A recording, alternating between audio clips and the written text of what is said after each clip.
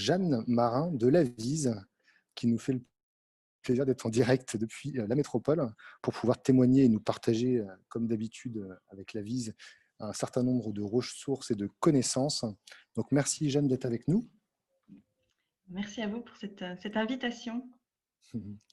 Et nous aurons également des témoignages par la suite avec des acteurs locaux qui agissent autour de ces défis, on va dire, avec notamment Madame Chalonnec, qui nous fait le plaisir d'être à côté de moi en direct de l'habitation Anne-Griavla pour cette conférence. Donc sans plus tarder, Jeanne, je te donne la main et je vous souhaite à tous une bonne conférence. N'hésitez pas à poser vos questions dans le chat et nous essaierons d'y répondre tout au long, en tout cas dès que possible. Jeanne, à toi. Merci Vivien pour cette introduction et bonjour à toutes et tous. Peut-être pour me représenter très brièvement, donc moi je suis Jeanne Marin, je suis chargée de mission économie sociale et solidaire à l'Avise. Et j'ai voilà, plusieurs casquettes à l'Avise. Je travaille pour le dispositif local d'accompagnement qui est un dispositif de l'État qui permet aux structures de l'ESS de se faire employeuses, qui permet à ces structures de se faire accompagner gratuitement sur l'une de leurs problématiques. Et je suis également accompagnatrice pour un programme de changement d'échelle, toujours pour les structures de l'ESS. Pour présenter également les actions de l'Avise en 2 mots, comme le disait Vivien, voilà, on produit un certain nombre de ressources pour les porteurs de projets ESS, mais aussi pour les acteurs de l'accompagnement. On dit voilà, de l'Avise que c'est une agence d'ingénierie qui a pour objectif de développer l'économie sociale et solidaire et l'innovation sociale. Comment ça se traduit plus concrètement? On va en fait voilà, proposer un certain nombre voilà, d'outils, d'actions et de programmes pour accompagner les structures de l'ESS sur tout le cycle de vie, on va dire, de la structure, que ça soit sur sa phase de création, comme sur les phases de consolidation, de changement d'échelle et de façon un peu plus transverse sur l'évaluation de l'impact social. Nos métiers, voilà, comment on aide ces porteurs de projets et ces acteurs de l'accompagnement. On fait ça par quatre types de métiers, 4 types d'interventions. On anime, on valorise des communautés d'acteurs de l'accompagnement pour favoriser les bonnes pratiques entre ces différents acteurs. On développe également certains programmes d'accompagnement.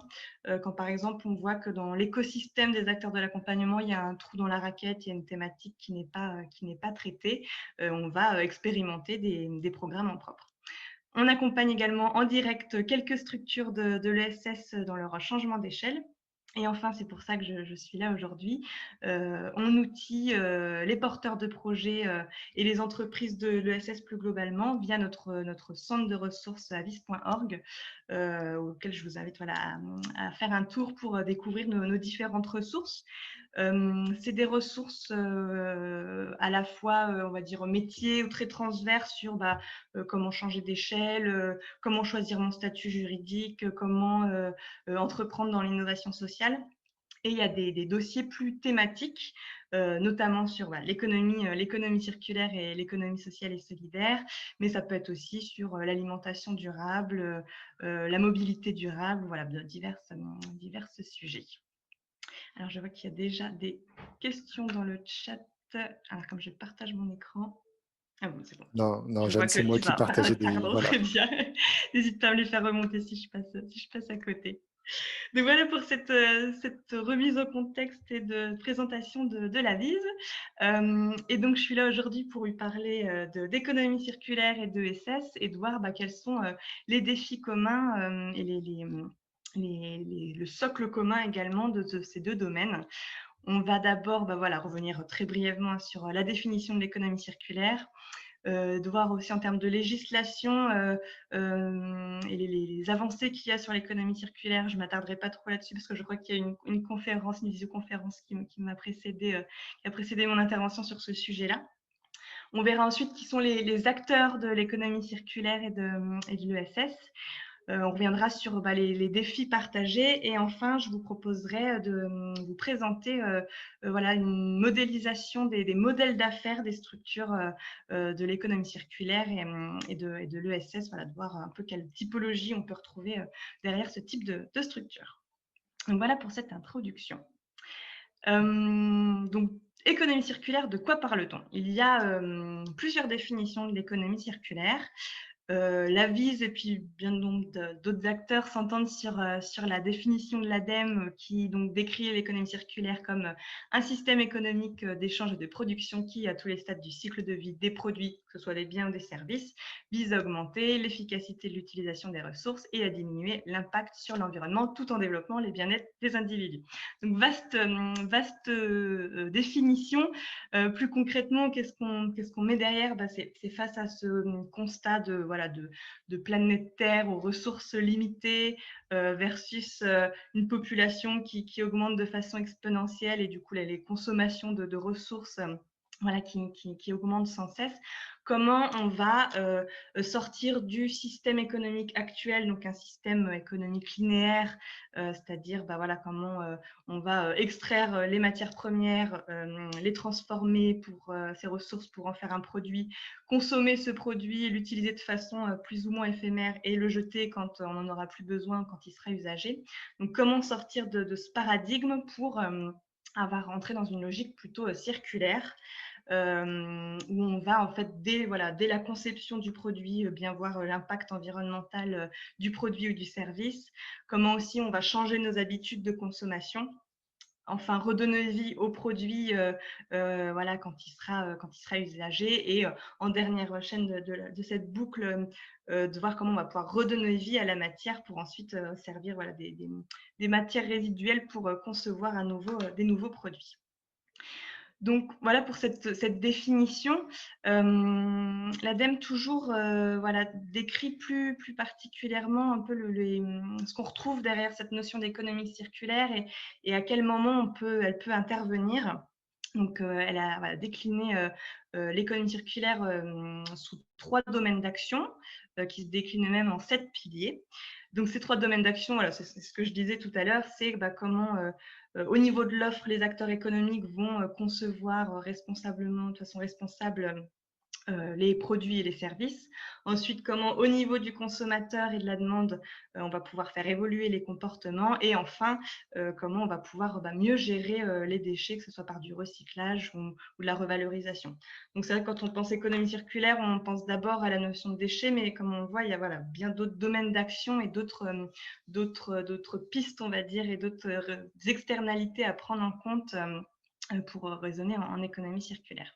Donc, ce que je vous propose, c'est de revenir sur ces 7 piliers et puis de faire le lien tout de suite entre économie circulaire et ESS en vous présentant notamment quelques structures de l'ESS qui travaillent sur ces différents piliers. Alors, on a d'abord pour le premier domaine d'action qui est l'approvisionnement durable. Donc là, c'est comment une structure ou un acteur va, dans son approvisionnement, bien faire attention aux ressources qu'il va utiliser, que ce soit des ressources extraites de façon responsable, en faisant attention notamment au renouvellement de ces ressources. Là, en termes d'acteurs, notamment d'acteurs de l'ESS, on va retrouver toutes les structures qui travaillent sur les circuits courts alimentaires ou non alimentaires d'ailleurs, tout ce qui est agriculture biologique, bien sûr, les jardins d'insertion, l'agriculture urbaine, etc. On a comme exemple d'association que je peux vous donner, c'est par exemple AgriLocal 63 qui est basé dans le Puy-de-Dôme comme l'indique son nom, qui a mis en place une plateforme pour mettre en relation des établissements à la fois publics comme privés avec des producteurs locaux pour que ces acteurs puissent s'approvisionner en produits agricoles de façon plus directe. Deuxième pilier qui est l'éco-conception. Donc là, c'est comment, dès la conception d'un procédé ou d'un bien ou d'un service, on va prendre en compte l'ensemble du cycle de vie de ce produit en essayant de minimiser les impacts environnementaux de ce produit. Ici, en acteurs, on va retrouver tout ce qui est Fab Lab, les acteurs de l'upcycling, les coopératives d'éco-construction, tout ce qui est mode éthique, mobilier urbain, etc. L'écologie industrielle et territoriale, c'est ce qu'on appelle aussi la symbiose industrielle. Donc, c'est comment sur un même territoire, différents acteurs, donc que ce soit du secteur public, des entreprises, mais aussi des associations ou même des habitants vont travailler ensemble pour optimiser leur flux, mieux gérer leur flux. Et c'est là où on va retrouver de la mutualisation, par exemple, d'équipements ou de compétences pour créer des coopérations sur un territoire. C'est là où on en parle de plus en plus, c'est le cas, par exemple, des PTCE, donc des pôles territoriaux de coopération économique, où on va retrouver différents acteurs qui vont travailler ensemble pour mieux gérer leur activité. Dernier pilier de ce domaine, c'est l'économie de fonctionnalité. On pourrait appeler très brièvement la définition, c'est comment on va plutôt privilégier l'utilisation d'un bien à sa possession. Donc, on va vendre l'utilisation de ce bien plus que le bien en lui-même. Donc là, l'économie de fonctionnalité, on va retrouver tous les acteurs qui proposent et les associations qui proposent de l'autopartage, les espaces de coworking, les plateformes également de prêt de matériel, que ce soit entre particuliers, mais aussi entre entreprises. Ensuite, on a donc le domaine d'action de la demande et les comportements des consommateurs, avec plus en amont la consommation responsable par l'achat et par l'utilisation. Donc, c'est comment l'acheteur il va, qu'il soit du secteur privé ou public, comment il va prendre en compte des critères environnementaux dans ses décisions d'achat. Donc là, on va retrouver toutes les associations d'éducation populaire qui vont faire de la sensibilisation auprès des individus. On va voir également les monnaies locales, tout ce qui est commerce équitable, le tourisme durable, tout ce qui relève aussi des acteurs des énergies renouvelables, etc. On a ensuite l'allongement de la durée de vie d'usage du produit. Qui va se faire via du réemploi, de la réparation, de la réutilisation. Ici, en termes d'acteurs, on va retrouver tout ce qui est ressourcerie, les recycleries, les ateliers de réparation. On retrouve par exemple Ecomobile qui est basé en Martinique, qui propose via son Repair Café de réparer différents produits, tout ce qui est atelier vélo, etc. Enfin, c'est différents types de structures qu'on va pouvoir retrouver. Et enfin, dernier pilier, sur la partie recyclage. C'est tous les acteurs qui ont travaillé sur le traitement des déchets, donc que ce soit sur la phase de collecte, le compostage, la méthanisation, le compactage, etc. Donc, vous voyez, c'est très, très large. Il y a beaucoup de domaines d'action. Il y a certaines structures qui travaillent à la fois sur le recyclage, mais qui vont aussi faire de la sensibilisation et vont travailler sur le pilier de la consommation responsable. Donc, voilà, c'est beaucoup de synergies qui vont se créer entre ces différents piliers. N'hésitez pas, comme disait Vivien, à poser vos questions sur le chat si besoin. En termes de législation maintenant, alors il y a quelques mois, enfin presque un an maintenant, est sortie la loi relative à la lutte contre le gaspillage et à l'économie circulaire. Je ne vais pas vous redétailler en détail cette loi, mais c'était juste pour vous montrer les avancées sur l'économie circulaire et puis montrer que du coup, il y a un environnement et un terrain favorable justement pour la création de structures qui porteraient cette thématique d'économie circulaire. Donc, dans cette loi est abordé plusieurs sous-parties, des avancées sur ce qui relève des mesures en matière d'information du consommateur, avec la mise en place d'indices de réparabilité sur les produits, d'informations sur la disponibilité des pièces détachées, etc. On va avoir aussi des dispositions en faveur de la réparation avec des avancées sur tout ce qui est garantie légale sur des produits de seconde main ou sur des pièces, des produits d'occasion, des pièces détachées. On va retrouver tout ce qui est lutte contre le gaspillage alimentaire et l'interdiction des destructions des invendus, ce qui a été très, très médiatisé. On parlait beaucoup de la fin du plastique jetable avec plusieurs paliers, plusieurs dates butoirs pour interdire les différents plastiques à usage unique.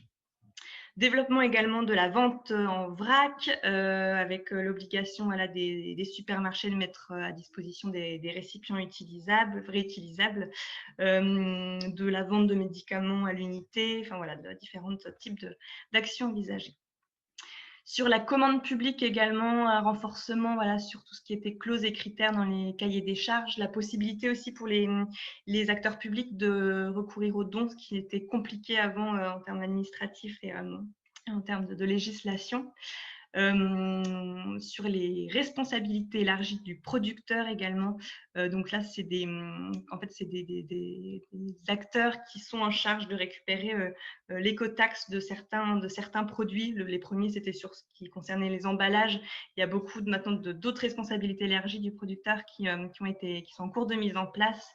Vous voyez, la liste est très large. Ça va du sport, tout ce qui est articles de sport et de loisirs, jusqu'au chewing-gum et au matériel de pêche. Donc voilà, c'est assez vaste.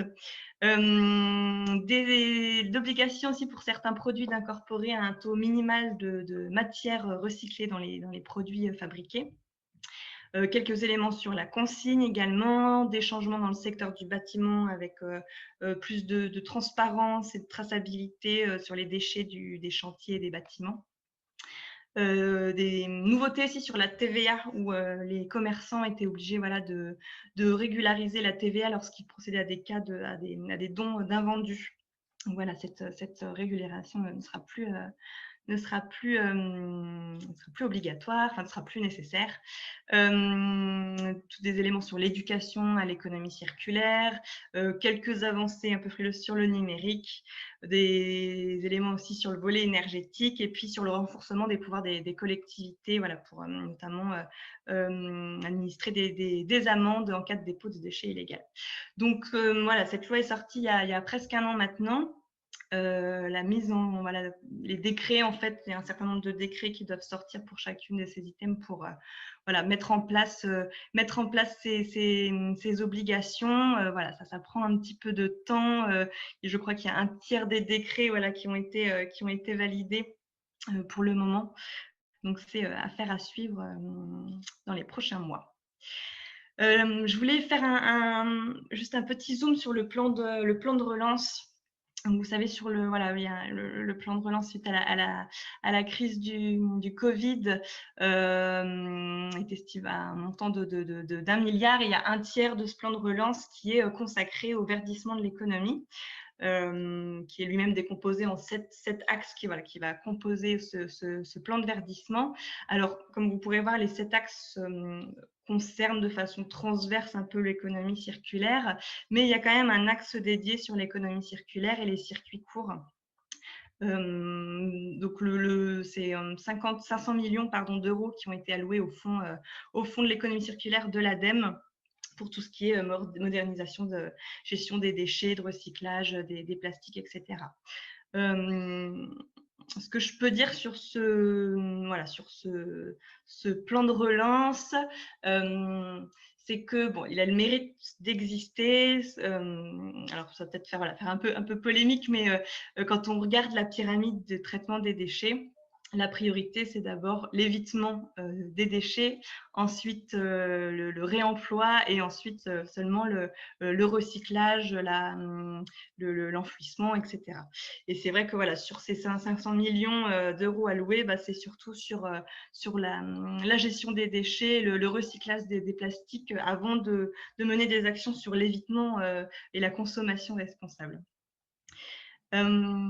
Voilà pour ce zoom sur la législation. Je vous propose maintenant de vous présenter un peu qui sont les acteurs de l'économie circulaire et voilà, qui peut aider les porteurs de projets à mener des projets d'économie circulaire. On a d'abord les financeurs, avec plusieurs types de financeurs. On a les financeurs nationaux, notamment la Caisse des dépôts, Banque des territoires, qui, via son programme d'investissement d'avenir, peut être amené à financer des projets d'économie circulaire. On a l'ADEME qui est organisée de façon qui a des antennes régionales Alors, les antennes fonctionnent de façon assez autonome, mais sur certaines régions, voilà, il y a vraiment un axe économie circulaire qui est très fort, et certaines ADEME mettent en place des appels à projets pour financer ou accompagner des projets en économie circulaire. On a ensuite l'aspect des collectivités territoriales, avec notamment les conseils régionaux qui commencent aussi à financer quelques projets d'économie circulaire. À titre d'indication, en 2020, les régions ont financé à hauteur de 44 millions d'euros l'économie circulaire. Ça représente 5% de leur budget sur leur transition écologique. Et on a enfin les conseils départementaux via leurs compétences insertion. On le verra tout à l'heure, mais bon nombre de structures de l'économie circulaire vont avoir une double casquette, voilà, cet aspect externalité positive sur l'environnement, mais vont aussi employer des personnes en réinsertion. Voilà, donc plus externalité positive sur l'aspect social. Et du coup, voilà, des conseils départementaux vont pouvoir financer des emplois via l'IAE, donc l'insertion par l'activité économique. Ensuite, en termes d'acteurs, on a ceux qui vont promouvoir l'économie circulaire. Bon, c'est une liste non exhaustive, hein, bien sûr. On a d'abord l'Institut de l'économie circulaire, qui est un institut qui regroupe différentes personnalités, des politiques, des chercheurs, des entreprises, des collectivités, et qui vont publier un certain nombre de ressources sur ce sujet-là. Ils ont mis en place une plateforme qui s'appelle économiecirculaire.org, où on va pouvoir, enfin les acteurs, voilà, qui travaillent sur le sujet de l'économie circulaire vont pouvoir échanger des pratiques entre eux, et puis voilà, pouvoir s'entraider et coopérer sur ce sujet. On a les CRES, donc c'est les chambres régionales de l'économie sociale et solidaire. Tout comme l'ADEME, sont organisées également au niveau régional, de façon aussi assez autonome. Et il y a un certain nombre de CRES qui ont également un volet économie circulaire assez développé, et donc vont être amenés à mener des groupes de travail sur ce sujet-là, des expérimentations, etc. On a Zero Waste France, bien sûr, je ne le présente plus. On a l'association Auré qui travaille plus globalement sur le développement durable, mais qui, parmi un de ses axes de travail, porte l'économie circulaire. Et la fondation Ellen MacArthur, qui une fondation qui a presque 10 ans maintenant, qui également mène des actions vraiment ciblées sur l'économie circulaire. Je vous parlais aussi des acteurs, je voulais parler des acteurs qui vont fédérer les acteurs qui travaillent sur l'économie circulaire. On a, via les entreprises classiques, tout ce qui est syndicats, notamment avec par exemple le FEDEREC ou la FNAD, qui vont regrouper et fédérer toutes les structures qui travaillent de plus ou moins loin sur la gestion des déchets. Tous les réseaux également de l'IAE et les acteurs de l'IAE, où je vous disais qu'il y avait vraiment un lien fort, notamment sur tout ce qui est réemploi et l'IAE. Donc, on va retrouver tous les antennes d'Emmaüs France, les réseaux des ressourceries, la fédération Envie, tout ce qui est les différentes fédérations, voilà, de l'IAE, notamment la fédération des entreprises d'insertion. Et enfin, je vous parlais de la responsabilité élargie des producteurs et du coup des éco-organismes qui vont gérer cette REP. On va retrouver, voilà, encore une fois, c'est non exhaustif, mais tout ce qui est Citeo sur les emballages, écosystème écologique sur les déchets d'équipements électriques et électroniques, écomobilier sur l'ameublement, etc. Donc voilà pour les acteurs. Alors, je crois que Sabrina Dor est co-animatrice. Très bien. Merci Vivien pour cette information. Je laisserai la parole à Sabrina en conclusion. Donc voilà pour les acteurs. Hop, je passe ma slide, excusez-moi. Je voulais vous présenter maintenant, voilà, c'est ça que je voulais vous apporter comme éclairage aujourd'hui, c'était de voir les points communs, on va dire, le socle commun et les défis partagés entre les acteurs de l'ESS et l'économie circulaire. Ont en commun l'ESS et l'économie circulaire la volonté d'entreprendre autrement. C'est-à-dire que voilà, qu'une structure de l'ESS ou une structure de l'économie circulaire va veiller par son activité à essayer d'avoir le maximum d'externalités positives voilà, sur son environnement et sur son écosystème. Plus particulièrement, l'économie circulaire, ça va être comment, comme je le disais en introduction, elle va favoriser les externalités positives en proposant une alternative à ce modèle très linéaire, extraire, produire, consommer, jeter. Et pour l'ESS, ça va être comment elle va entreprendre et mener son activité pour essayer de créer le maximum d'emplois pérennes et non délocalisables, comment on va aussi essayer de développer une plus grande cohésion sociale et puis d'apporter des réponses aux besoins socio-économiques des territoires où, voilà, où actuellement le marché où l'État n'est pas en capacité de répondre à ces besoins. Pour illustrer mon propos, un chiffre, une étude de l'ADEME qui date de 2007 qui voilà, disait que sur le secteur du réemploi et de la réutilisation, 60% de l'emploi sur ces secteurs-là était attribué à des structures de l'économie sociale et solidaire. Donc, on voit vraiment le lien qu'il peut avoir entre ces deux domaines. Donc, de cette ambition commune va découler des défis partagés.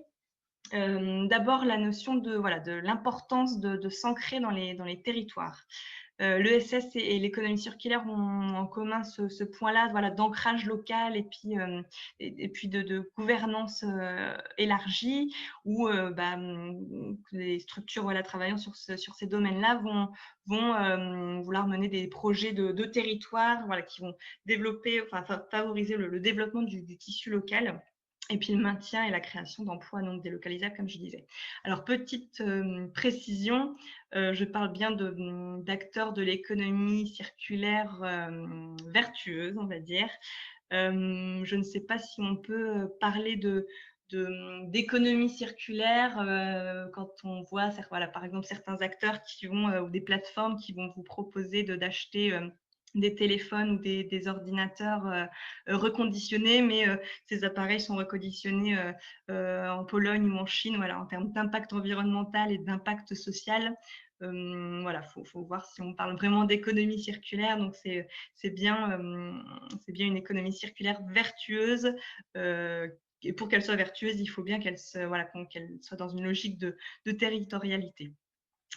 Deuxième défi partagé qui est la gestion des ressources. Je le donnais en exemple sur les 7 piliers des structures, voilà, de l'ESS et de l'économie circulaire on va retrouver toutes les ressourceries, les recycleries, mais aussi d'autres structures qui sont positionnées sur l'approvisionnement durable, la lutte contre le gaspillage alimentaire, la sensibilisation, etc. C'est vrai que l'économie sociale et solidaire, historiquement, est plutôt on voit plus la notion de social, mais de plus en plus, voilà, elle veille aussi à l'impact environnemental qu'elles vont avoir via leur activité. Pour compléter mon propos, ont en commun les structures de l'économie circulaire et de l'ESS cette logique de raisonner non pas à court terme, mais à moyen terme, voire à long terme. Et puis toujours, comme je le disais, de penser sur tout le cycle de vie et l'ensemble de la chaîne de valeur de leur activité, d'essayer de maximiser les externalités positives de leurs actions. Autre défi partagé, c'est bien sûr la coopération pour mieux innover.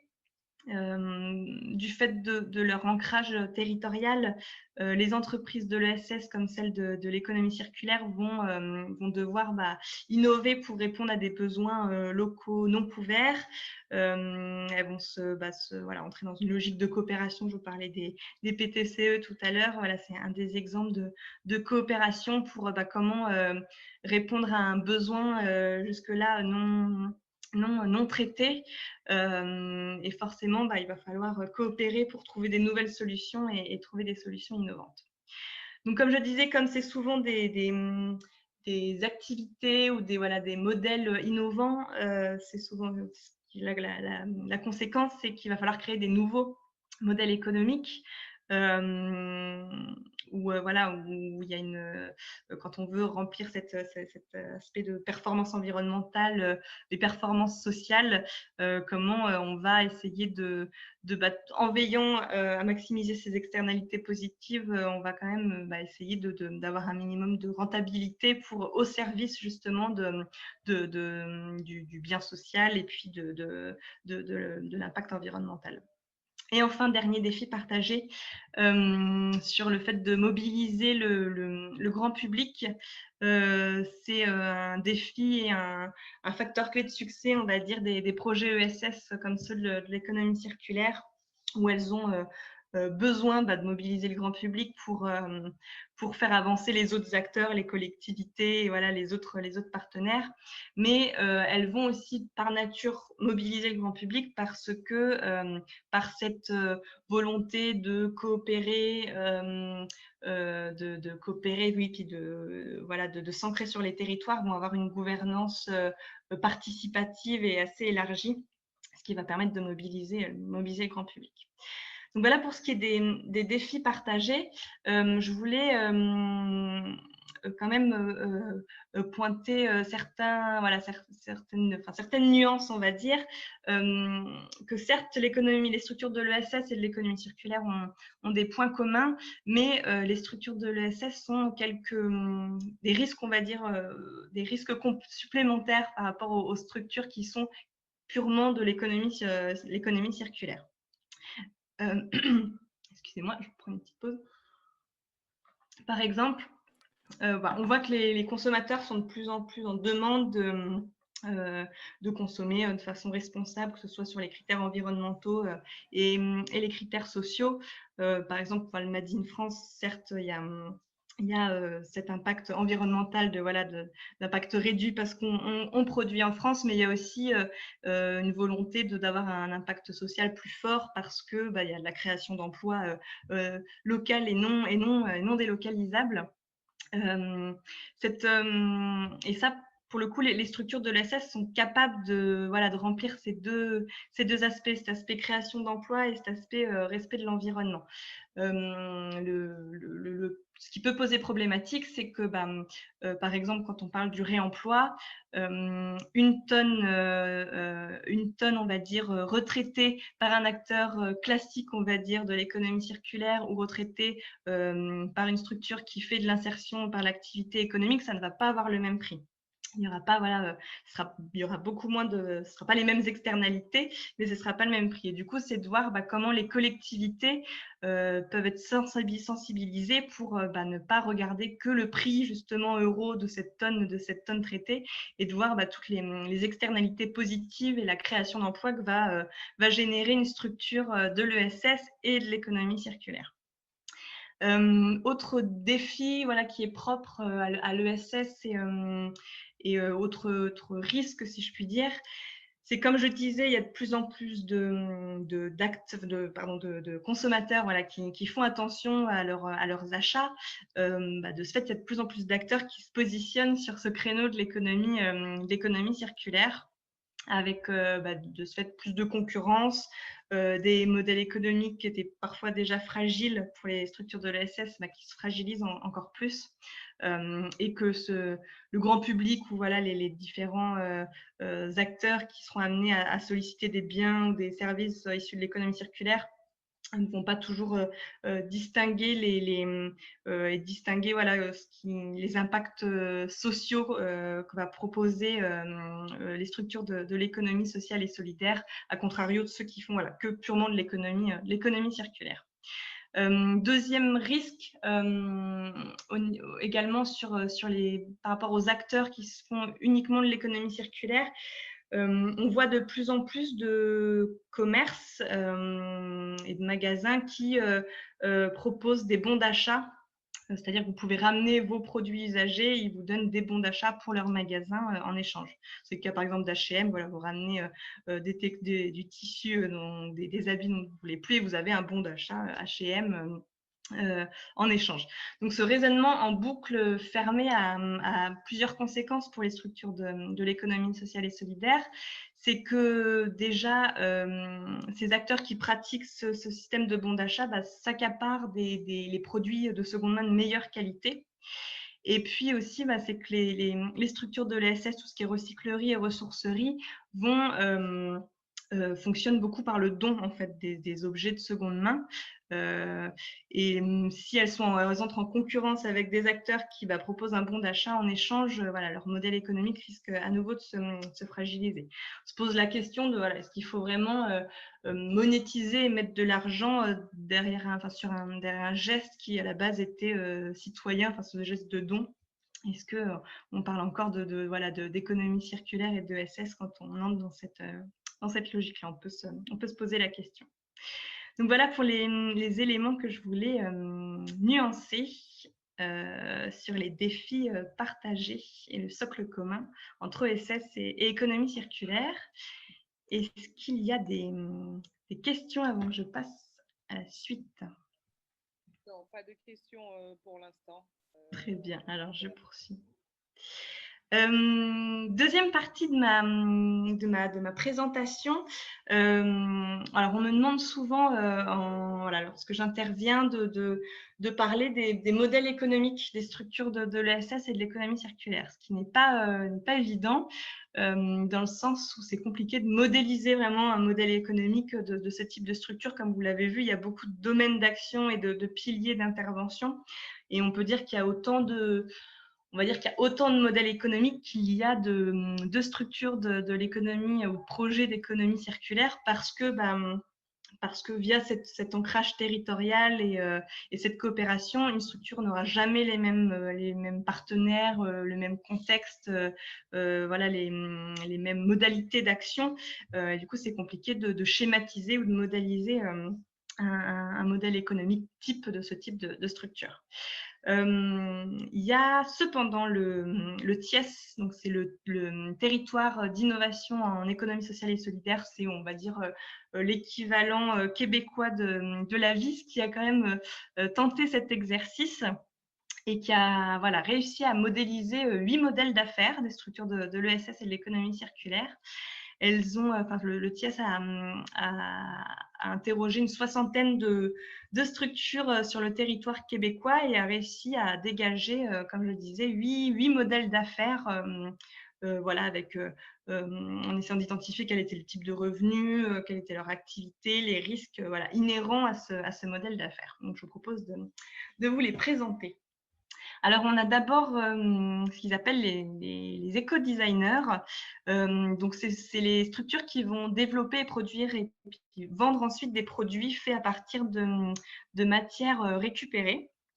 Leur revenu, ça va être bien sûr le service ou la vente du produit qu'ils auront pu fabriquer. Soit elles vont être amenées à produire une ligne de produits, ou alors ça va être du sur-mesure pour un client en question. On va avoir ou non une boutique physique pour la vente de ces produits. C'est souvent quasiment systématiquement une échelle de production très réduite, voire artisanale. Le risque de ce type de structure, je vous en parlais à l'instant, c'est le défi du traitement de la matière première et du travail avec des intrants non homogènes. Et comme je vous le disais, avec de plus en plus d'acteurs qui essayent de collecter les matières et les produits de seconde main, et du coup, la qualité, on va dire, la qualité est assez hétérogène en termes de récupération de produits. Je vous ai mis à chaque fois des exemples de structures qui travaillaient et que vous pouvez retrouver dans ce modèle d'affaires. On a ici, par exemple, Happy Up, qui est, alors c'est une filiale de la Camif pour ceux qui connaissent, où ils vont créer des meubles à partir de matériaux recyclés. Et pour chaque ligne de meubles qu'ils vont créer, ils vont bien faire attention et analyser toutes les externalités environnementales sur tout le cycle de vie du produit, que ce soit de la fabrication à l'utilisation, au recyclage, etc. On a également le réseau Métamorphose qui crée des des produits type des porte-monnaies, des sacs à partir de bâches publicitaires. Donc voilà pour ce premier modèle d'affaires. On a ensuite les mutualiseurs. Je parlais tout à l'heure d'économie de fonctionnalité. C'est vraiment ce type d'acteurs qu'on va trouver derrière les mutualiseurs. Eux, ils vont coordonner et puis offrir un soutien opérationnel à des utilisateurs pour qu'ils puissent partager des produits ou des équipements. On retrouve cette fonction de mutualiseur sur plusieurs types de produits. On a les voitures, tout ce qui est vélo, le partage d'outils. On a maintenant le partage de couches lavables. On a pu trouver des structures qui s'étaient spécialisées sur ce type de produits. En termes de revenus, ça va être les cotisations des adhérents en fait à ces associations, et puis parfois la location court terme d'un produit en question. Sur les clients, historiquement, c'était plutôt des particuliers, mais on a de plus en plus d'entreprises ou d'acteurs privés qui vont, avec des entreprises voisines, vont faire appel à des mutualiseurs justement pour partager une flotte de voitures, par exemple. Le risque ici, c'est plutôt un risque de trésorerie ou de besoin en fonds de roulement, dans le sens où pour pouvoir partager, proposer ces services et ces produits à un certain nombre de personnes, il va falloir faire des lourds investissements pour acquérir les biens en question. Et ces biens vont être remboursés que assez lentement sur plus de long terme via les cotisations et les locations. Donc voilà, c'est un fort investissement à l'entrée de la création de la structure. Comme exemple, je vous ai mis le réseau Cities, il y en a bien d'autres, c'est donc un réseau d'autopartage, mais il y en a bien sûr bien d'autres qui existent. Donc, réseau Cities qui est présent dans plus de 100 villes en France. On a ensuite, donc troisième modèle d'affaires qui a été modélisé, c'est les commerçants de seconde main. Là, c'est assez connu, c'est tous ceux qui vont proposer, donc créer des magasins avec des objets usagés en favorisant le réemploi, donc tout ce qui est vêtements, meubles, livres, électroménagers, articles de maison, des jouets, etc. Plusieurs produits qui sont possiblement retrouvés en seconde main. Le revenu, toujours la revente des produits de seconde main. Les clients, maintenant, c'est à la fois particulier, puis voilà, de façon plus anecdotique, les entreprises. Il y a souvent, comme je disais, un objectif d'insertion sociale, c'est-à-dire que pour collecter et puis parfois remettre en état ces produits, il va y avoir beaucoup de création d'emplois qui relèvent de l'insertion sociale. Le risque pour ce type de structure, c'est que sans le vouloir, elles vont jouer parfois sans le vouloir, jouer le rôle qu'on peut appeler de d'éco-centre, c'est-à-dire qu'elles vont devoir collecter une grande quantité de produits où il y a cette notion de foncier, du coût d'immobilier. Il va falloir une grande taille de locaux pour gérer tout ce stock, et ils vont devoir gérer tous ces produits en fin de vie.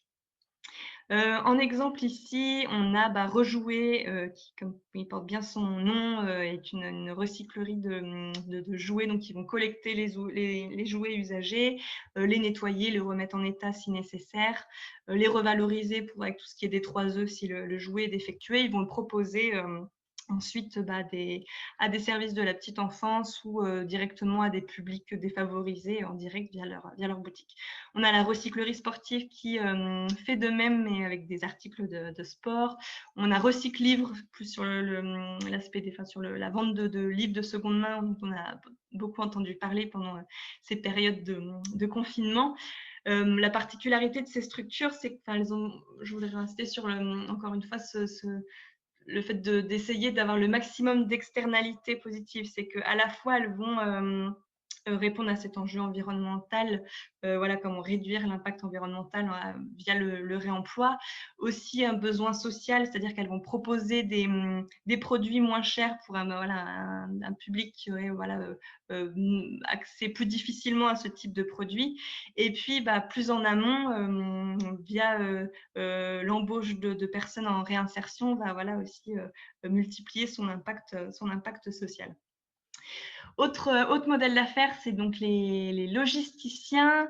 Donc, c'est des acteurs qui vont eux-mêmes essayer de coordonner différents partenaires pour gérer des matières résiduelles de certains produits. Donc, ils vont spécialiser sur un gisement précis, donc type alimentation, les matériaux de construction, les décors. Donc, voilà, c'est vraiment sur un produit en particulier. Et donc, ils vont coordonner via souvent des sous-traitants les différentes étapes qui vont permettre d'arriver de la phase de collecte jusqu'à cette matière résiduelle. Donc les revenus, ça va être à travers le service offert ou la vente du produit, de la matière résiduelle.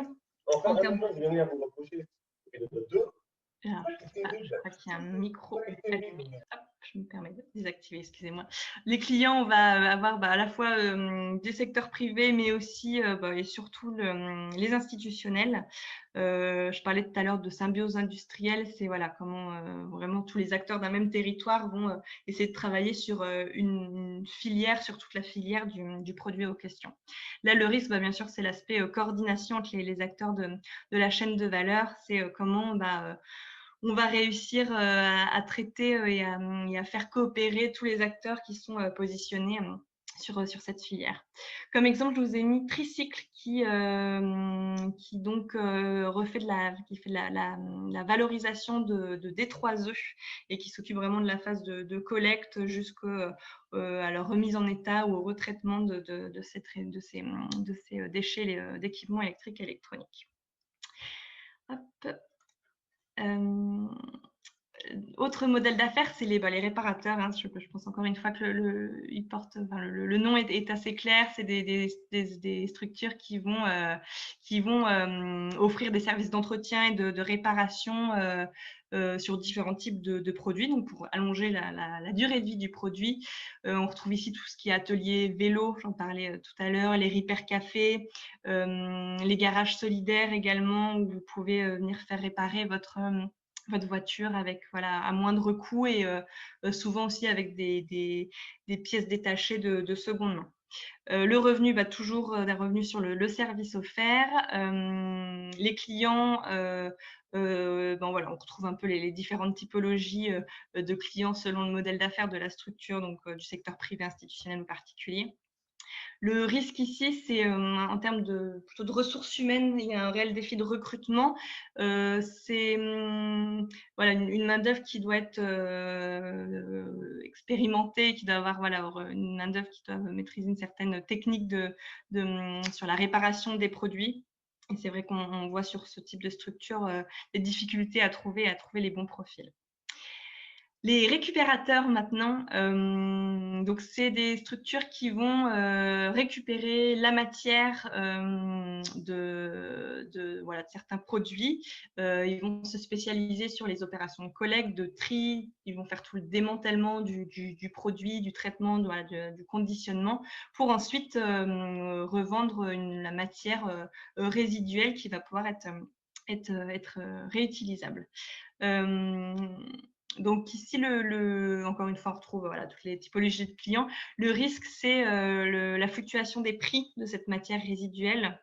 On voit notamment sur le textile, il y avait beaucoup de structures qui s'étaient engagées sur la revalorisation du textile et qui étaient revendues, la fibre était revendue à l'étranger, que les marchés sont très fluctuants, donc difficile de stabiliser son modèle économique. Donc je vous ai mis le relais, bien évidemment, acteur incontournable sur le textile. Il y a le réseau Envie qui s'est spécialisé sur la revalorisation des équipements ménagers. Ils ont créé une antenne qui s'appelle Envie Autonomie, là, qui fait cette fois-ci la collecte et de la remise en état de matériel médical et dispositifs médicaux. Je crois qu'on aura un témoignage d'une structure qui souhaite diversifier son activité, effectivement, Madame Chalonnec qui nous parlera du projet qu'ils souhaitent mettre en place sur ce sujet-là. Et Juratri également, qui eux donc sont spécialisés sur les matières résiduelles issues de ces fameux D3E. Et les deux derniers modèles d'affaires, nous avons les transformateurs. Donc là, c'est plus de la sous-traitance industrielle. Alors, comme je vous disais, la frontière est mince entre les transformateurs, les récupérateurs et puis les logisticiens. Parmi les exemples de structures que je vous donne, certaines sont à la fois transformateurs et puis logisticiens. Enfin, voilà, les frontières sont poreuses. Donc les transformateurs, ils vont, ce sera plutôt de la sous-traitance, comme je le disais, industrielle. Ils vont, via du conditionnement, et transformer en fait la matière des matériaux qu'ils vont pouvoir récupérer. Donc là, c'est des procédés souvent assez innovants. Où ça va être des processus de fabrication, voilà, qui vont nécessiter une certaine technique, beaucoup d'expérimentation. La limite de ce type d'acteurs, c'est c'est souvent des structures qui ont une autre activité et qui vont essayer de retraiter de façon un peu innovante cette matière, mais c'est une matière qui va être récupérée de façon assez sporadique. Il y a malgré tout un bon potentiel. Comme exemple, je vous ai mis Roule ma frite, qui est donc alors, il y a plusieurs antennes, plusieurs associations en France qui récupèrent les huiles de friture pour faire des biocarburants, et aussi l'association de deux structures, La Main Verte et Stierkopf Environnement, qui sont basés en Alsace et qui ont trouvé un processus de transformation pour créer des bûchettes pour isoler, faire de l'isolation thermique pour les bâtiments à partir des résidus de maïs, voilà, qui est toujours des résidus de maïs et des cultures de maïs en Alsace toujours. Et enfin, dernier modèle d'affaires qui est le hub artisan. On retrouve ici un peu notamment les tiers-lieux. Donc, c'est des structures qui vont offrir des espaces et des équipements, notamment pour faire du prototypage ou de la transformation de matières, surtout essentiellement à des particuliers. Et donc, ils vont favoriser l'appropriation par les citoyens, justement, d'expertise pour fabriquer soi-même ces objets. Là, les revenus, on va retrouver encore une fois les cotisations, la vente d'un temps d'utilisation d'une machine, d'une imprimante 3D, par exemple, parfois de la formation ou de la sensibilisation ou bien de la location d'espaces d'atelier. Alors, le risque, plutôt la limite de ce type de modèle, il faut bien veiller qu'il y ait un vrai lien avec l'économie circulaire, c'est-à-dire, par exemple, un tiers-lieu qui va proposer de mettre à disposition une imprimante 3D, est-ce que créer un porte-clés ou je ne sais quel objet à partir de plastique qui n'est pas issu du recyclage et d'un objet dont on ne va pas forcément se servir, est-ce qu'on peut encore une fois parler vraiment d'économie circulaire et de SS, je ne suis pas sûre.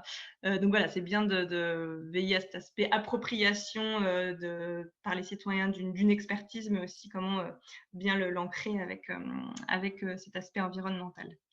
Et comme exemple, je vous ai mis la textilerie, qui est un tiers-lieu vraiment porté sur le textile, où on va à la fois avoir un magasin de seconde main, d'habits, de vêtements de seconde main, des ateliers de couture ou de réparation pour les particuliers, et différentes activités autour du textile à destination des particuliers. Donc voilà pour ces 8 modèles d'affaires. Comme je le disais, c'est vraiment une des seules études que j'ai pu trouver sur la schématisation et la modélisation du modèle économique et de modèle d'affaires des structures de l'ESS et de l'économie circulaire. Il y a peu d'acteurs qui sont arrivés à aller plus loin dans cette réflexion, mais je suis sûre qu'on aura des nouvelles avancées sur la structuration de ces acteurs-là. Voilà pour ma présentation. Est-ce qu'il y a des questions, des remarques? Alors, j'ai vu pour l'aménagement d'un local qui est déjà en cours, est-ce qu'on a le droit à une aide financière? Alors, est-ce qu'on peut préciser la question? Oui. Vous m'entendez? Pour aller Oui. plus loin dans cette Oui. question, on sait que la VIS a pour mission d'accompagner les porteurs de projets en lien avec l'économie sociale et solidaire. Ma question, alors sur le site, on voit qu'on parle de la France. Est-ce que c'est uniquement la France hexagonale ou il y a un relais à l'échelle locale en Martinique?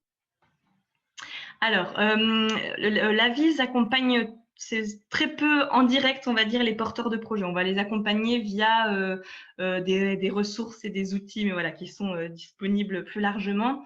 Là où on va accompagner à la fois en France métropole et en Outre-mer, c'est via le dispositif local d'accompagnement.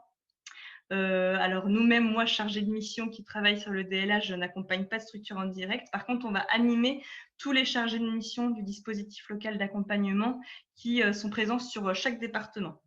Et donc en Martinique, si je ne dis pas de bêtises, c'est la BGE, j'espère que je ne dis pas de bêtises, qui porte le dispositif local d'accompagnement et qui du coup va pouvoir accompagner les structures de l'ESS.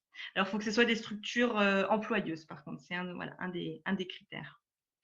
Très bien, donc il y a un relais à l'échelle locale. Exactement. Vous m'entendez bien ou pas? Oui? Pardon?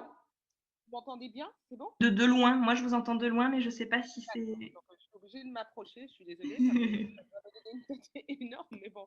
Alors, j'ai une autre question. Qu'est-ce qui sensibilise le plus dans l'économie circulaire? Est-ce que c'est la partie écologique ou la partie économique? Alors, auprès du grand public ou des autres acteurs? Les deux. Les deux. Alors, je pense que… Alors, c'est une question assez vaste. C'est vrai que les acteurs vont plutôt avoir d'abord l'aspect économique. Après, il y a de plus en plus de plaidoyers et de groupes de travail qui se forment pour aller au-delà de cette réflexion. Je vous parlais tout à l'heure de la difficulté des structures de l'ESS et de l'économie circulaire à coopérer avec les collectivités les territoires dans lesquels ils sont implantés, les collectivités. Parce que effectivement, c'est d'abord le critère prix qui est dans les marchés, même s'il y a bien des clauses d'insertion et des clauses environnementales, voilà, qui sont intégrées de plus en plus. Il y a des groupes de travail, comme je disais, qui sont en train de se monter. Pour vous donner quelques exemples, je vous parlais des CRES tout à l'heure. Il y a les CRES de 8 régions qui travaillent ensemble pour essayer de faire la liste des externalités positives dont je vous parlais, pour après créer un argumentaire auprès des collectivités et que voilà, qu'il n'y ait pas que l'impact environnemental, pas que l'impact économique qui compte dans les critères d'achat.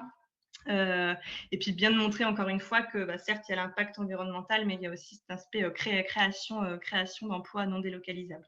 Autre initiative, un groupe de travail qui a été mené avec les gros acteurs du réemploi, donc le réseau des ressourceries, avec le réseau Envie, avec le relais, j'en oublie, qui eux sont en train donc c'est en lien avec ESS France, sont en train de créer une liste d'indicateurs justement pour aider les collectivités à intégrer ces indicateurs dans leur marché pour bien veiller aux impacts environnementaux et sociaux des actions d'économie circulaire.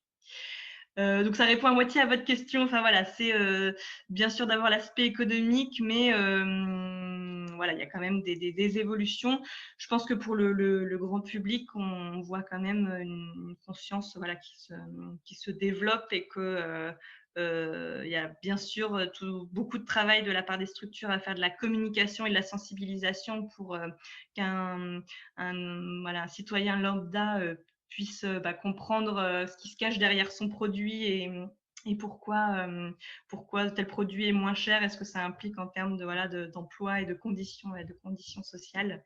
Mais voilà, c'est encore une fois, ça évolue. Effectivement, il n'y a pas de CRES en Martinique. Connaissez-vous les statuts juridiques les plus représentés? Alors sur l'économie circulaire, ça dépend beaucoup, encore une fois, du domaine d'action. Si ça relève de la sensibilisation, on va retrouver beaucoup d'associations. Pour alors j'ai pas les pourcentages, hein. On retrouve un petit peu plus de SIC pour là où il y a vraiment des acteurs qui gèrent la collecte, parce que souvent, voilà, il y a une SIC au niveau national et puis différentes antennes, soit sous des scopes ou statuts associatifs sur les territoires qui vont venir collecter et puis traiter les produits en question. Et je laisse la parole aux 2 témoignages. Merci Jeanne, en tout cas, pour cette présentation très riche, comme à l'habitude. C'était annoncé en début de conférence et à nouveau, la vise assure, j'ai envie de dire. Donc, continuez à poser des questions à Jeanne, si il y a encore des temps. En tout cas, on essaiera de lui donner la parole et que tu puisses y répondre également par écrit. Mais là, je vais donner la parole tout d'abord à notre premier témoin du jour, qui est Madame Chalonnec, Marie-Pascale, qui est à côté de moi, donc qui va nous parler de son expérience et de son projet en Martinique.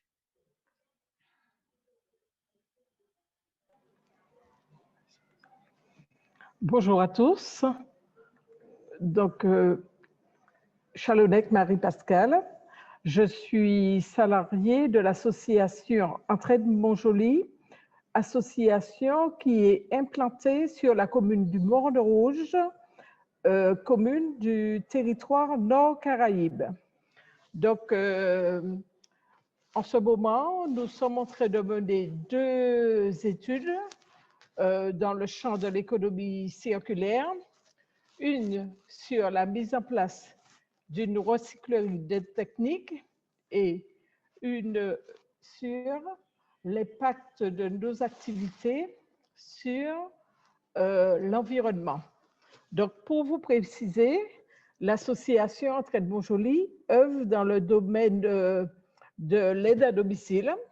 Donc, nous sommes précisément dans le champ du soin infirmier à domicile et nous collaborons avec les aides à domicile au quotidien. Donc, nous avons constaté qu'au domicile, il y avait un certain nombre d'aides techniques qui partaient malheureusement en pleine nature ou qui étaient vraiment sous-utilisées. Donc, l'idée pour nous, c'était de répondre à un appel à projet de l'ADEME en lien avec la CTM pour essayer de voir s'il est dans l'avenir possible de donner une seconde vie à tout ce matériel technique. Donc, il s'agit de fauteuils roulants, de déambulateurs, de lève-personnes, de WC, enfin, un certain nombre d'aides qui occupent le domicile des personnes âgées qui sont dépendantes, tout simplement, au domicile. Donc, l'étude a commencé. Le contexte Covid ne nous a pas permis d'aller au bon rythme, mais là, nous venons de recruter 2 jeunes en service civique qui vont partir sur le terrain à la rencontre des institutions médico-sociales, des hôpitaux, des particuliers utilisateurs de ces aides techniques pour enfin voir s'il y a vraiment une opportunité de création de cette recyclerie d'aides techniques. Donc, évidemment, c'est un projet qui est porté pour l'ensemble de la Martinique, mais évidemment, comme nous sommes du Nord, nous mettons une priorité sur, évidemment, le territoire. Hein, et dans ce cadre, nous sommes accompagnés par la collectivité d'agglomération Cap-Nord. Donc, l'idée, c'est vraiment d'allonger la durée de vie des aides techniques, mais aussi de contribuer à l'amélioration environnementale, parce qu'on sait bien que les déchets défigurent bien souvent nos paysages. Donc, pour la seconde étude, il s'agit vraiment d'initier de nouveaux comportements au niveau du domicile, notamment au niveau de la production de déchets, de l'utilisation des ressources naturelles, eau de pluie, au niveau aussi de l'utilisation du solaire, hein, puisque nous sommes dans un pays chaud, mais aussi permettre aux personnes vraiment d'être sensibilisées dans la proximité au plus près de leur réalité. C'est un peu ça que ce projet que nous conduisons actuellement.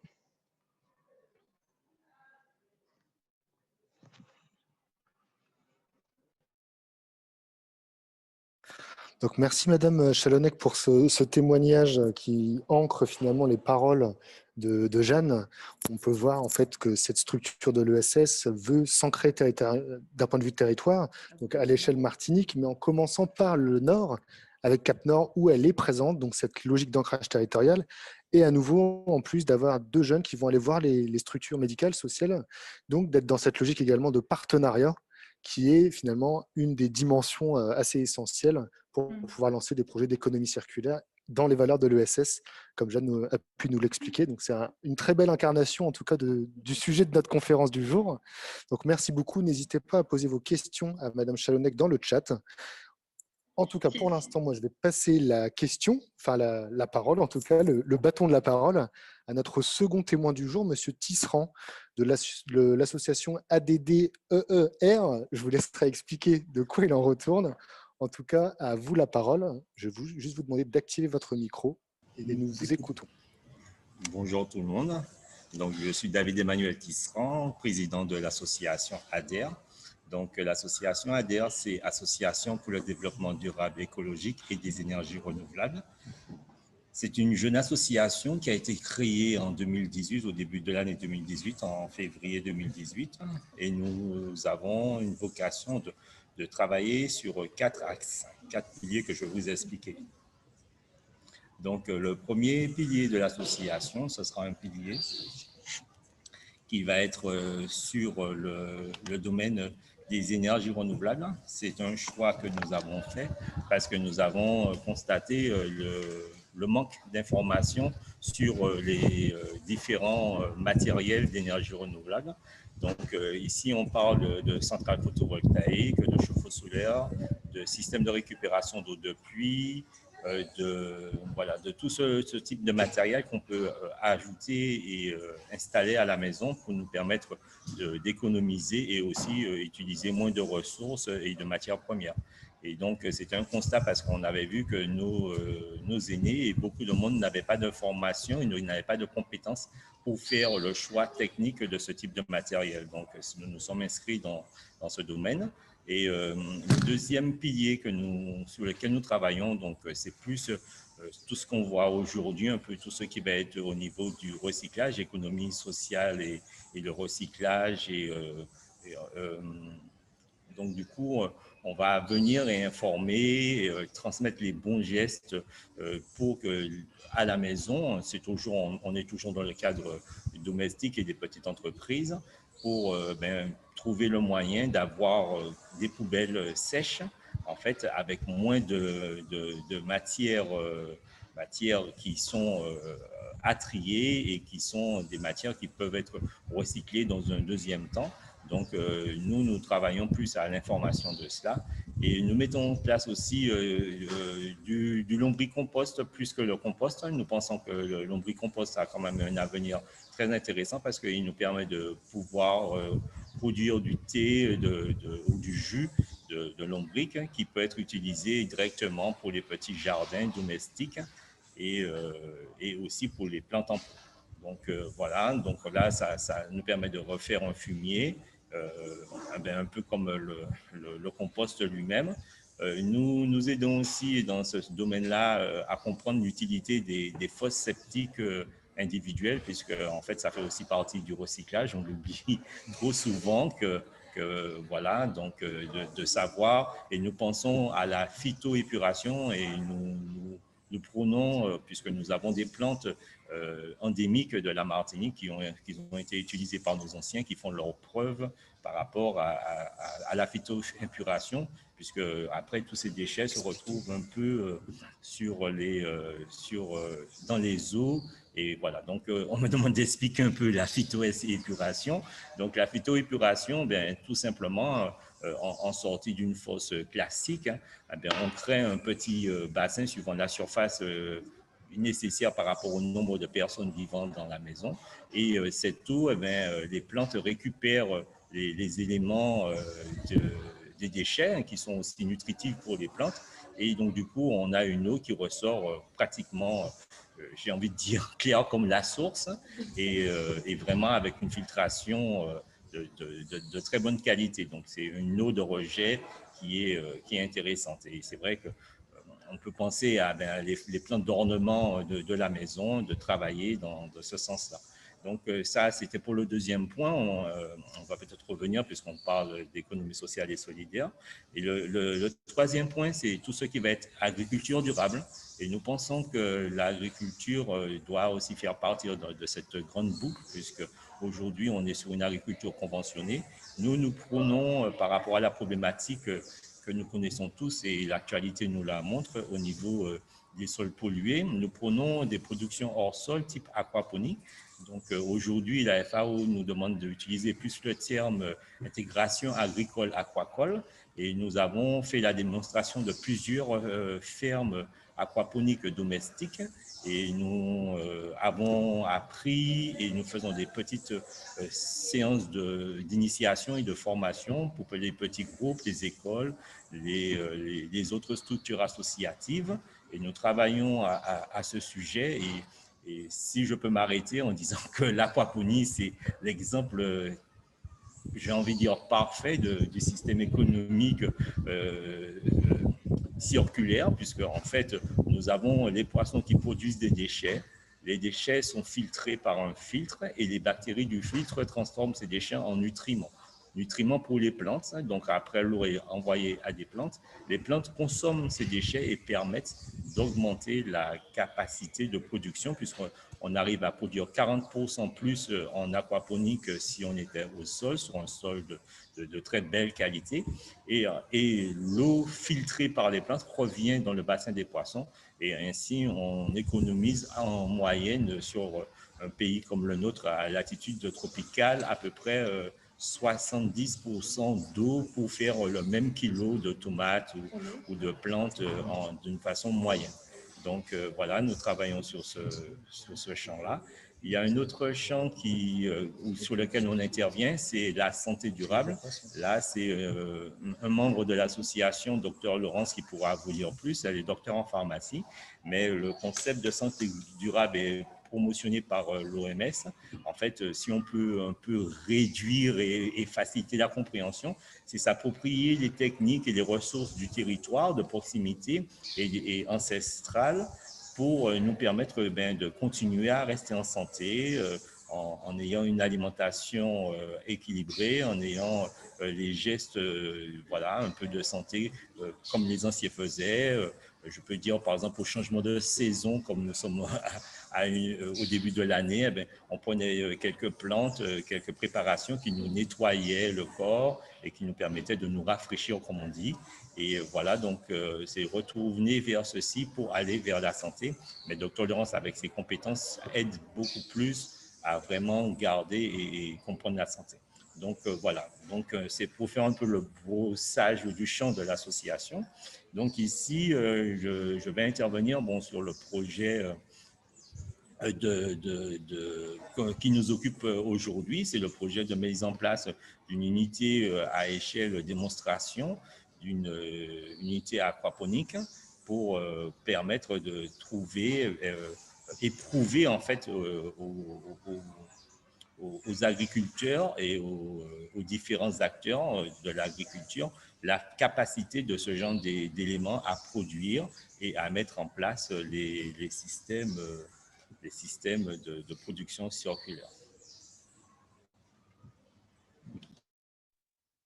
Un grand merci pour votre témoignage. C'était à nouveau très inspirant. Il y a eu pas mal de questions sur les plantes possibles à utiliser en phytoremédiation, et on m'a redemandé le nom de l'association et de votre contact qui ont été mis dans la conversation. Donc comme ça, toutes les personnes qui voudraient en savoir plus pourront potentiellement aller creuser, et je les invite à le faire en tout cas. Je vais redonner la parole à Jeanne de l'Avis qui voulait rebondir sur ces deux témoignages. Oui, merci Vivien et merci pour ces deux témoignages. Je voulais compléter le témoignage de Madame Chalonnec voilà, sur cette mise en place de recyclerie sur les dispositifs médicaux pour redonner quelques chiffres. Alors, je n'ai plus en tête l'étude, mais on a estimé que à l'échelle nationale, il y avait 200 000 aides techniques qui étaient en fin de vie et que parmi ces 200 000, il y en avait 30 à 35% qui pouvaient, voilà, qui pourraient trouver une seconde vie dans le cadre d'un processus de réemploi. Donc voilà, on a tout ce gisement qui est disponible, on va dire, et on voit à côté un nombre de plus en plus important de personnes qui sont pas en mesure d'assurer financièrement l'achat de ce matériel pour compenser leur handicap ou leur perte d'autonomie. Donc voilà, c'est effectivement une activité, une réponse à un besoin social non couvert très, très intéressant. Et petite avancée également sur ce sujet-là. Avant, en fait, la sécurité sociale ne remboursait pas tout ce qui était matériel médical qui était de seconde main. Et donc, c'est la loi de financement, je crois, qui depuis un an permet que la sécurité sociale vous rembourse quand vous achetez un fauteuil roulant de seconde main ou un lit d'hôpital, etc. Donc voilà pour compléter. Et je voulais également, je ne sais pas si je peux poser des questions moi aussi à Monsieur Tisserand. Je me demandais, voilà, il nous a décrit ses activités et je me demandais au moment de la création de l'association avec qui il avait pu entrer en contact, s'il a des partenaires particuliers. On parle beaucoup d'écosystèmes et d'ancrage territorial et comment je suppose toutes ces activités sont créées petit à petit et vous n'avez pas tout développé d'un seul coup. Et j'aurais été intéressée sur une remise en contexte de cette association.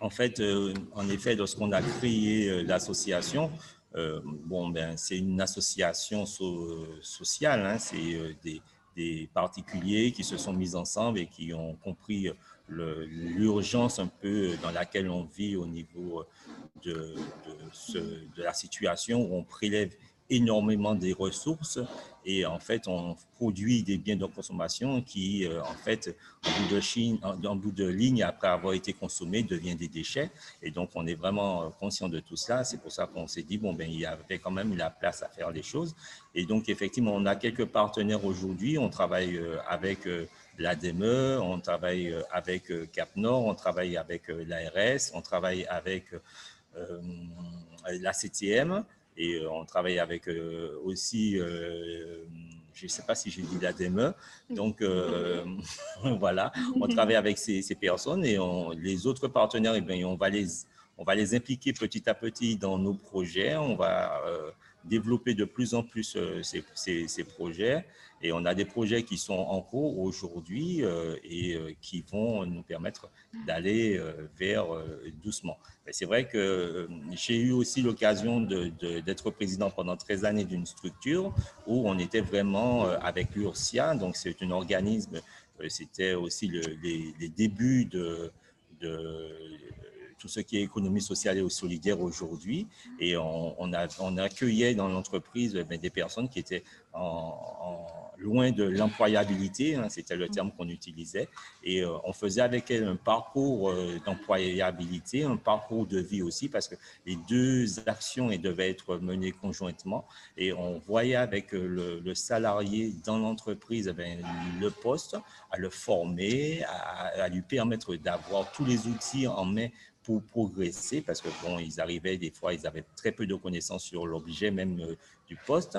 Et aussi, on faisait le bilan de son état social, familial, problèmes aussi très souvent avec le financier, les banques, problèmes aussi avec les administrations, et on faisait le relais en interne et on lui donnait le temps de trouver les ressources et on lui proposait ces ressources en interne pour travailler vers l'amélioration. Et lorsque les deux sont pris en compte, la dimension financière et économique et aussi le bien-être de la personne à son poste de travail et aussi, j'ai envie de dire, son équilibre en interne domestique, eh bien, cette personne peut progresser et trouve des nouvelles voies de sortir. Donc, c'est vrai que ce modèle économique, social et solidaire, c'est un modèle qui me tient beaucoup à cœur, que nous pensons continuer à travailler dans ce domaine.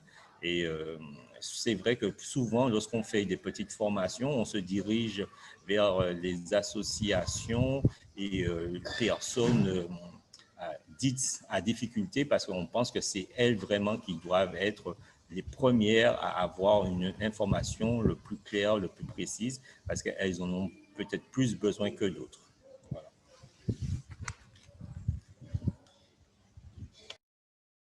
Alors, j'ai une question sur les réseaux sociaux à l'attention de Madame Marin, à savoir si la publicité, en fait, le fait de sensibiliser plus le grand public, vous m'entendez? Si le fait de Oui, oui. sensibiliser plus le grand public pourrait aider à faire évoluer les choses un peu plus en ce qui concerne l'économie circulaire, à travers la pub, par exemple. Oui, alors là, moi, c'est plus une conviction personnelle, mais effectivement, on voit que les acteurs économiques, en tout cas, sont forcés d'agir. Alors, il y a certes l'aspect réglementation, mais on voit encore que quand il y a une loi qui est mise en place, tout le processus de contrôle, il n'y a souvent pas d'amende quand la structure ne respecte pas voilà, une réglementation environnementale ou sociale. Mais par contre, les entreprises changent leur mode de production et leur façon d'agir parce que leurs consommateurs sont en demande de consommer plus responsable. On voit beaucoup plus, on voit dans certains pays des boycotts de certains produits, de plus en plus avec Internet des consommateurs de plus en plus aguerris et voilà qui vont venir chercher les informations, poser des questions à leur commerce. Donc voilà, effectivement, c'est pour moi un levier indispensable et d'où l'importance de certes sensibiliser les collectivités, les partenaires, etc., mais aussi le grand public parce que c'est un écosystème avec des interdépendances et des synergies. Je rebondirai même là-dessus, Jeanne, je me permets, pour partager la dimension aussi communication responsable qu'on a pu aborder dans des ateliers précédemment dans cette semaine d'Alteractif et d'accompagner les citoyens à devenir eux-mêmes des alteracteurs, des consommateurs. Et donc la publicité et l'exigence d'une communauté, j'ai envie de dire, qui est une opportunité finalement pour les entreprises, permet d'aller lever finalement un pouvoir de mobilisation et d'engagement qui est essentiel pour les acteurs de l'ESS et de l'économie circulaire.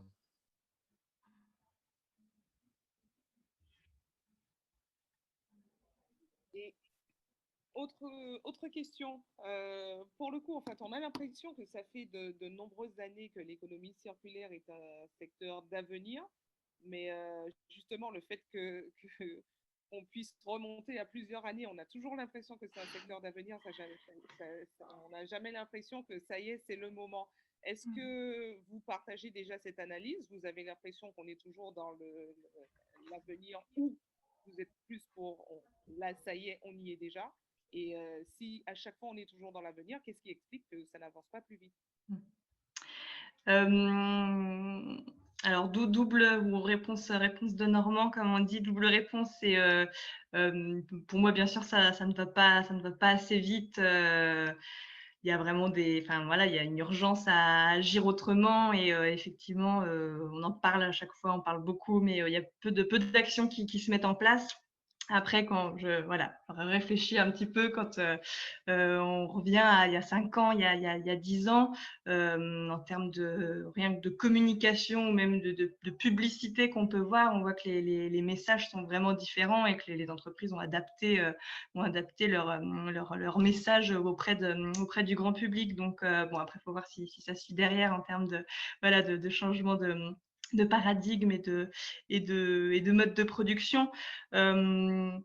Donc, je pense qu'il n'y a pas on n'y est pas. C'est un processus très long qui ne va pas assez vite, bien sûr, à mon goût et au goût de beaucoup de personnes. Mais j'ai l'impression que les mentalités évoluent quand même et puis que maintenant, maintenant, les faits sont quand même, quand on parlait de climato-sceptiques qui étaient voilà, très présents, je pense, il y a encore 5 ans. Maintenant, je pense que c'est une espèce en voie de disparition.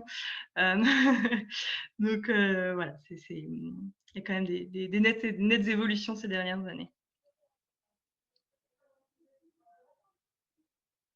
Réponse encore très vague, et voilà, réponse de Normande, comme je le disais, mais...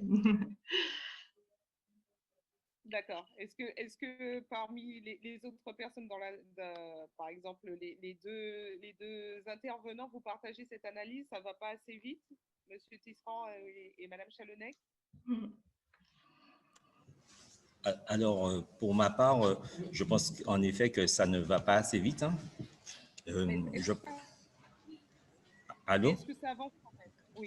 Oui, alors oui, en effet, ça avance. Donc, ça avance. Mais pour répondre à la question de ma position, je dirais que, en fait, pourquoi ça ne avance pas assez vite, c'est parce que les matières premières sont toujours disponibles. Tant que les matières premières seront toujours disponibles et qu'elles n'auront pas de coût, elles n'auront pas de prix. En fait, elles ont un coût d'extraction, mais elles n'ont pas de prix. C'est-à-dire que personne ne paye à la nature actuellement l'extraction de l'or qu'on fait. Il y a un coût par rapport au matériel, il y a un coût par rapport aux humains, il y a un coût par rapport aux machines, au transport, mais il n'y a pas de quelque chose qu'on paye à la planète parce qu'on extrait sur la planète du bois dans les forêts, parce qu'on extrait sur la planète du pétrole dans les fosses marines, parce qu'on extrait sur la planète du blé des champs, etc. Et personne ne paye. Donc, du coup, tant que cette situation où la matière première sera disponible et gratuite, donc, du coup, ce genre d'activité aura du mal à prendre le pas. Mais nous, moi, je pense personnellement que nous sommes dans une situation où le système est en train d'atteindre une limite et certains parlent d'effondrement systémique. Et je pense que lorsqu'on aura dépassé plusieurs caps dans ce milieu-là, eh bien, en fait, on ne pourra plus faire autrement qu'aller vers. Et donc, ça, c'est pour une première partie de la réponse. Une autre partie de la réponse, c'est qu'en effet, il faut aussi, pour répondre à la question que vous posiez par rapport au grand public, il faut aussi informer le grand public parce qu'il y a certainement plus de monde dans le grand public qui seront à l'aise dans ce genre de poste. Je parle d'économie sociale et solidaire parce qu'en fait, la mentalité, la façon d'agir et le but de l'entreprise a plus à voir avec eux-mêmes, leurs convictions personnelles, soit parce qu'ils sont dans une difficulté ou soit parce que ils veulent plus faire partie d'entreprises qui engrangent encore des bénéfices, mais qui préfèrent voir ces bénéfices répartis et développer un objet social et une matière première. Donc, et il y a aussi autre chose qui est aussi technique, c'est-à-dire qu'aujourd'hui, on impose aux ingénieurs de pouvoir différencier par rapport à la production d'un outil les matières de telle sorte qu'on puisse les récupérer. Bon, ça ne se fait pas encore assez suffisamment, puisqu'on voit autant de montagnes de déchets ou des déchets enfouis. Mais je pense que c'est l'alliance de l'ensemble de ces éléments qui vont faire que la situation va se développer. Et puis aussi peut-être un changement conséquent de consommer. On consomme pour le bien et pas pour avoir plein les tiroirs ou les armoires, comme disait un certain chanteur. Merci à vous. Madame Marin, est-ce que vous avez une conclusion? Je vous laisse plus conclure et puis... oui. Je voulais Madame juste Chalonnec, vous aviez... Pardon, allez-y. Oui. Alors, pour aller dans le sens de Monsieur Tisserand, je pense qu'il faut aujourd'hui vraiment porter ce sujet vers le grand public.